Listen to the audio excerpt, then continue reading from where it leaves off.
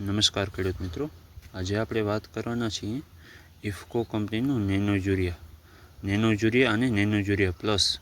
અત્યારે હાલ બજારમાં નેનો યુરિયા પ્લસ ઉપલબ્ધ છે. આની પહેલાં ખાલી નેનો યુરિયા આવતું હતું. હવે આની વાત કરીએ તો બજાર કિંમતની, જેની બજાર કિંમત છે 225 રૂપિયા.